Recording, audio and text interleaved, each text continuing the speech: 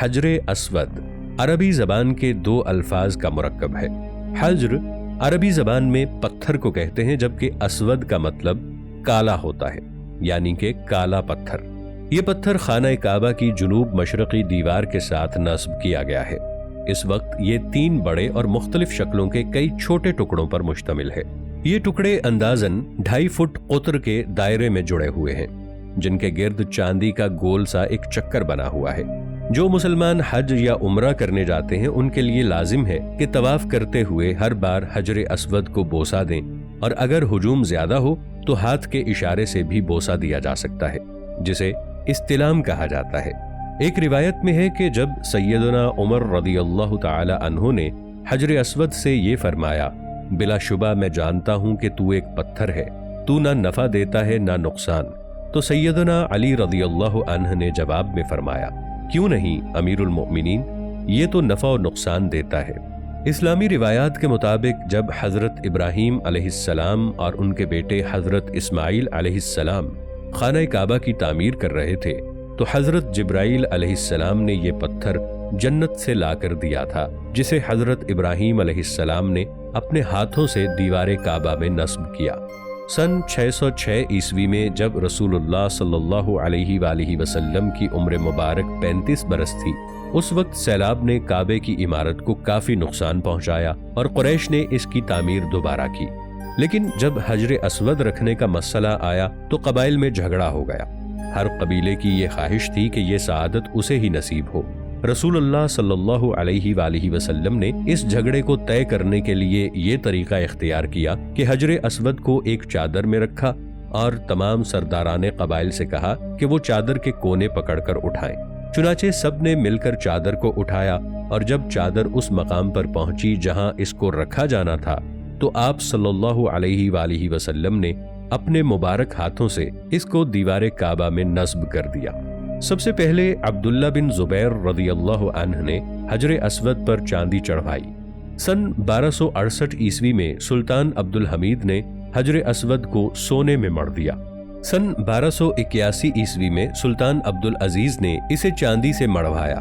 عبداللہ بن عمرو رضی اللہ تعالی عنہ بیان فرماتے ہیں کہ میں نے نبی کریم صلی اللہ علیہ وآلہ وسلم کو یہ فرماتے ہوئے سنا، بلا شبہ حجر اسود اور مقام ابراہیم جنت کے یاقوتوں میں سے یاقوت ہیں۔ اللہ تعالیٰ نے ان کے نور اور روشنی کو ختم کر دیا ہے۔ اگر اللہ تعالیٰ اس روشنی کو ختم نہ کرتا تو مشرق و مغرب کا درمیانی حصہ روشن ہو جاتا۔ حجر اسود اللہ تعالیٰ نے زمین پر جنت سے اتارا ہے۔ حضرت ابن عباس رضی اللہ تعالی عنہ بیان فرماتے ہیں کہ رسول اکرم صلی اللہ علیہ وآلہ وسلم نے فرمایا، حجر اسود جنت سے آیا تو دودھ سے بھی زیادہ سفید تھا، اور اسے بنی آدم کے گناہوں نے سیاہ کر دیا ہے۔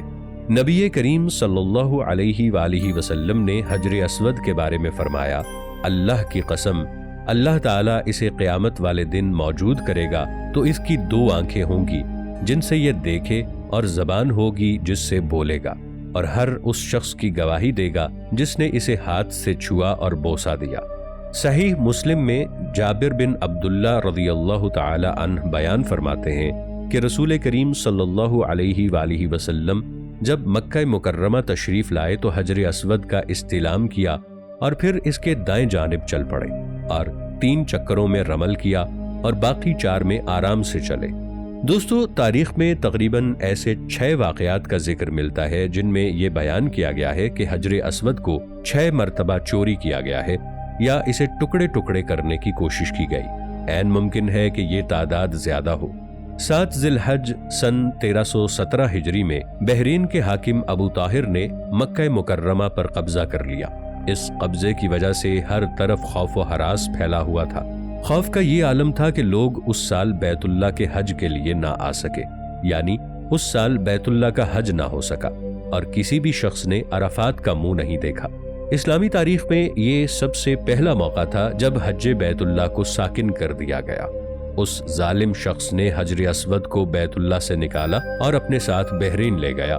کہا جاتا ہے کہ ابو طاہر نے کعبۃ اللہ کا دروازہ اکھاڑ پھینکا، غلاف کعبہ کے ٹکڑے ٹکڑے کر کے اپنے فوجیوں میں بانٹ دیے۔ حجر اسود کو اکھاڑ کے وہ اپنے ساتھ لے گیا، اہل مکہ کے گھر بار اور مال و متاع کو لوٹ لیا، اور وہاں پر قتل عام بھی کیا۔ اس نے روانگی کے وقت یہ اعلان کر دیا کہ آئندہ سے حج اس کے ہاں ہوا کرے گا۔ تب بنو عباس کے خلیفہ نے ابو طاہر کے ساتھ مل کر فیصلہ کیا اور 30,000 دینار کے عوض حجر اسود خانہ کعبہ میں 339 ہجری میں دوبارہ واپس آیا اور تقریباً 22 سال تک خانہ کعبہ حجر اسود سے محروم رہا۔ جب حجر اسود کی واپسی کا فیصلہ ہو گیا تو اس وقت خلیفہ وقت نے ایک بہت بڑے عالم اور محدث شیخ عبداللہ کو اس پتھر کو وصول کرنے کے لیے ایک وفد کے ہمراہ بحرین روانہ کیا۔ جب شیخ عبداللہ بحرین کے مقام تک پہنچ گئے تو بحرین میں موجود حاکم وقت نے ایک بہت بڑی تقریب کا انعقاد کیا۔ اس تقریب میں حجر اسود کو ان کے حوالے کر دیا گیا۔ ایک خوبصورت اور خوشبودار غلاف میں سے ایک پتھر نکالا گیا اور کہا گیا کہ یہ حجر اسود ہے، اسے اپنے ہمراہ لے جائیے۔ تب شیخ عبداللہ فرمانے لگے کہ یہ حجر اسود نہیں ہے، کیونکہ اس پتھر میں 2 نشانیاں ہیں۔ اگر یہ پتھر ان 2 نشانیوں پر پورا اترا تو یہ حجر اسود ہی ہوگا اور ہم اسے اپنے ساتھ لے جائیں گے۔ پہلی نشانی یہ ہے کہ اس پتھر کو جب پانی میں ڈالا جائے تو یہ پانی کی سطح پر تیرتا رہتا ہے، ڈوبتا نہیں ہے۔ اس پتھر کی دوسری نشانی یہ ہے کہ اس پتھر کو آگ نہیں چھو سکتی۔ اگر اسے آگ میں رکھا جائے تو یہ پتھر ٹھنڈا ہی رہے گا۔ اس پتھر کو جب پانی میں ڈالا گیا تو وہ پتھر پانی میں ڈوب گیا۔ دوسری نشانی دیکھنے کے لیے جب اسے آگ میں ڈالا گیا تو وہ تپ کر انتہائی گرم ہو گیا اور آخر کار چٹخ گیا۔ تب وہ کہنے لگے کہ یہ اصل حجر اسود نہیں ہے اور ہم اصل حجر اسود ہی لے کر جائیں گے۔ کہا جاتا ہے کہ تب اصل حجر اسود لایا گیا۔ جب اسے آگ میں ڈال کر پرکھا گیا تو وہ ٹھنڈا نکلا، اور جب اس پتھر کو پانی میں ڈبویا گیا تو وہ پتھر پانی کی سطح پر تیرنے لگا۔ تو محدث عبداللہ فرمانے لگے کہ بلا شبہ یہی حجر اسود ہے جو کہ جنت سے لایا گیا ہے، اسی سے خانہ کعبہ کی رونق ہے۔ ابو طاہر انتہائی تعجب کے عالم میں پوچھنے لگا کہ آپ کو حجر اسود کے ان چھپے ہوئے رازوں کے بارے میں کیسے پتا ہے؟ تو آپ فرمانے لگے کہ ہمیں ہمارے نبی کریم حضرت محمد صلی اللہ علیہ وآلہ وسلم سے ان باتوں کے بارے میں پتا چلا ہے۔ نبی کریم صلی اللہ علیہ وآلہ وسلم نے ہمیں بتایا تھا کہ حجر اسود آگ سے گرم نہیں ہوگا اور پانی میں نہیں ڈوبے گا۔ حجر اسود جب ان کے حوالے کر دیا گیا تو اس پتھر کو ایک کمزور سی اونٹنی پر لاد دیا گیا۔ اللہ کے حکم سے اس اونٹنی میں اس قدر طاقت آ گئی کہ اس اونٹنی نے نہایت برق رفتاری کے ساتھ اس پتھر کو خانہ کعبہ تک پہنچا دیا، کیونکہ یہ پتھر اپنے اصل مقام کی طرف لوٹ رہا تھا۔ حیران کن بات یہ ہے کہ جب اس پتھر کو نکال کر بحرین لے جا رہے تھے، اس وقت جب اس پتھر کو کسی بھی اونٹ پر لادتے، وہ اونٹ خواہ کمزور ہوتا یا بہت توانا ہوتا، وہ اونٹ کچھ ہی دیر بعد مر جاتا۔ بحرین جاتے جاتے تقریباً 40 اونٹ اس حادثے کا شکار ہو گئے۔